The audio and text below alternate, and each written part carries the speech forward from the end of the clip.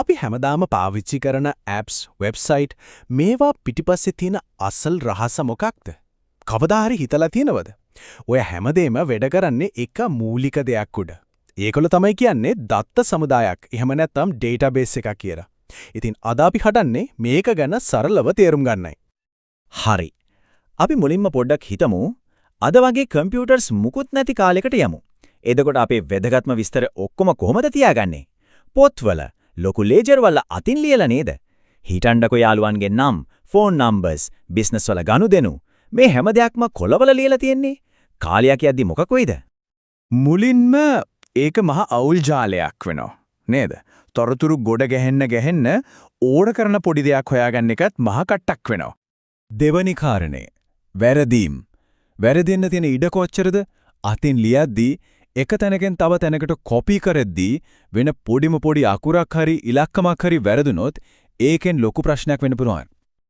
අන්තිමට තොරතුරු නැති වෙන්න තියෙන ඉඩ එක කොලයක්, එක පොතක් හරි නැති වුණොත් එතන තිබ්බ වටිනා විස්තර ඔක්කොම ඉවරයි. ඉතින් පැහැදිලි නේද? මේ අවුලට හොඳ විසඳුමක් ඕනමයි. හරි. අපි දැන් දැක්කනේ අවුල.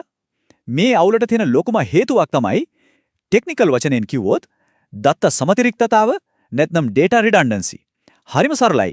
ඒ කියන්නේ එකම විස්තරේ තැන් කීපයකම ආයෙත් ලියලා තියෙන එක. දැන් බලමු මේකෙන් ඇත්තටම වෙන ප්‍රශ්නේ මොකක්ද කියලා. හොඳයි. මේක තේරුම් ගන්න අපි නියම උදාහරණයක් ගමු. හිතන්නකෝ ඉස්කෝලයක් ගැන. ළමයෙක්ව ඉස්කෝලට ඇතුළත් කරගද්දී ඒ ළමයාගේ නම ඇතුළත් වීමේ ලේඛනයේ ලියනවා. ඊට පස්සේ ඔය ළමයම ලයිබ්‍රරි එකෙන් පොතක් ගද්දී එයාගේ නම ආයෙමත් පුස්තකාල ලේඛනයේ වෙනමම ලියනවා. ඔන්න බලන්න ප්‍රශ්නේ තියෙන්නේ මෙතන. ෆිරූසා ලායි කියන ශිෂ්‍යයාගේ නම ඇතුළත් වීමේ රිපෝට් එකෙත් තියෙනවා, ලයිබ්‍රරි රිපෝට් එකෙත් තියෙනවා. එකම විස්තරේ තැන් දෙකක. දැන් බැලුබැල්මට නම් ඉතින් මොකෝ කියලා හිතන්න පුරුවන් නේද? හැබැයි අසල කතාව තියෙන්නේ මෙතන. හිතන්නකෝ මේ ශිෂ්‍යයා කොහොම හරි නම වෙනස් කරනවා කියලා.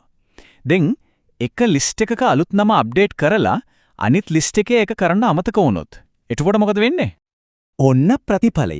ඇතුළත් වීමේ වාර්තාවේ නම ෆිරෝස් රෆීක් කියලා අප්ඩේට් වෙලා. හැබැයි ලයිබ්‍රරි වාර්තාවේ තියෙන්නේ තාමත් පරණ නම ෆිරෝසා ලායි. දැන් කාට හරි ඕන වුණොත් මේ ළමයාගේ නම දැනගන්න එයාට හම්බ වෙන්නේ මොකක්ද? එකිනෙකට පරස්පර විස්තර දෙකක්. ඔන්න ඕකට තමයි අපි අර කලින් කිව්ව දත්ත සමතිරික්තතාවය කියන්නේ. ලොකු අවුලක් නේද? හරි. දැන් අපි හොඳටම දැක්කා එකම විස්තරේ තැන් දෙකක තිබ්බම කොච්චර අවුලක් වෙන්න පුළුවන්ද කියලා. එහෙනම් මේ අවුල පිළිවෙලක් කරන විසඳුම, ඒ කියන්නේ database එකක් වැඩ කරන්නේ කොහොමද? අපි ඒක බලමු. හරිම සරලවම කිව්වොත් දත්ත සමුදායක් කියන්නේ හොඳට සංවිධානය කරපෝ පිළිවෙලකට තියෙන දත්ත එකතුවක්.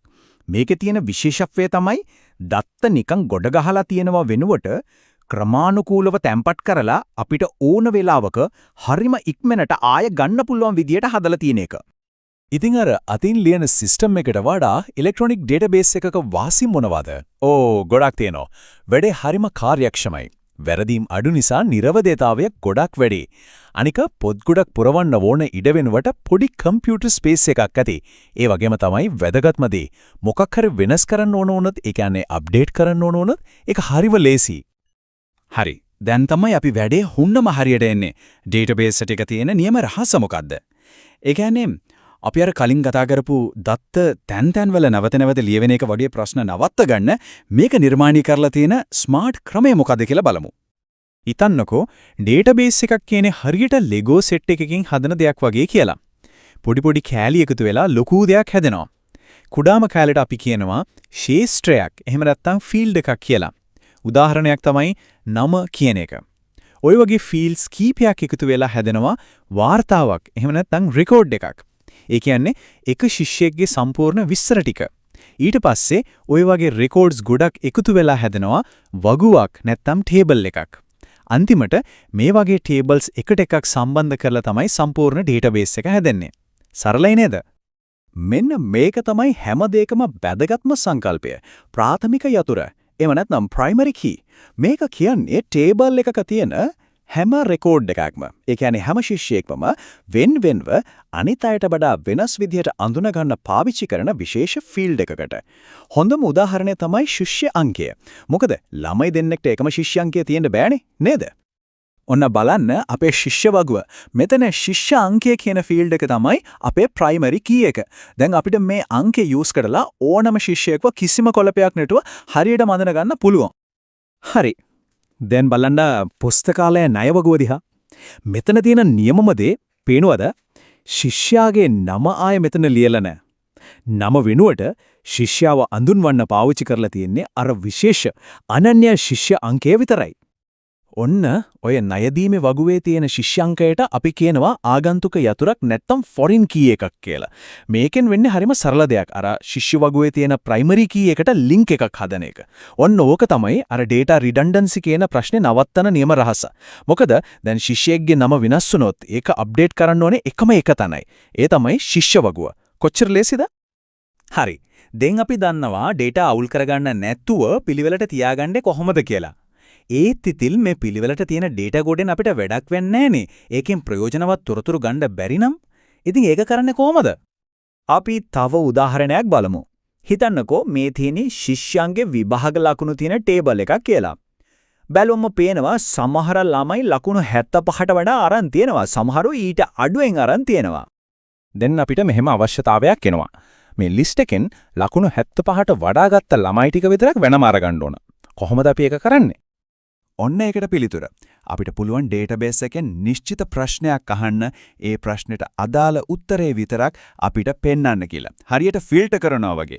මේ ක්‍රියාවලියට තමයි විමසුමක් එහෙම නැත්නම් query එකක් කියලා කියන්නේ. ඇත්තටම databases මෙච්චර powerful වෙන්න ප්‍රධානම හේතුවක් තමයි මේ query කරන්න තියෙන හැකියාව. ඉතින් පොඩ්ඩක් සාරාංශගත කළොත් database එකක් අපිට ප්‍රධාන දේවල් තුනකට ඉඩ දෙනවා. queries ඒ කියන්නේ විමසුම් හරහා අපිට ඕන ප්‍රශ්න අහලා උත්තර ගන්න පුළුවන්. reports ඒ කියන්නේ වාර්තා මාර්ගයෙන් data ටික පිළිවෙලකට බලන්න පුළුවන්. ඒ වගේම forms ඒ කියන්නේ ආකෘති පත්‍ර හරහා අලුත් data හරිම ලේසියෙන් ඇතුළත් කරන්නත් පුළුවන්. අවසාන වශයෙන් මේක හොඳට මතක තියාගන්න ඕන දෙයක්. අපි මේ කතා කරපු දේවල් නිකන් සියරිය විතරක් නෙමෙයි. අපි හැමදාම පාවිච්චි කරන social media, online බඩු ගන්න sites, අපේ bank accounts, ඇත්තටම අපේ digital ජීවිතේ තියෙන හැම දෙයක්ම වගේ පිටිපස්සෙන් ඉඳන් බලගන්නන්නේ මොකක් හරි database එකක්. ඒ නිසා මේක තේරුම් ගන්නවා කියන්නේ ඇත්තටම අපි ජීවත් වෙන මේ නූතන ලෝකයේ වැඩ කරන විදිය තේරුම් ගන්නවා වගේ දෙයක්.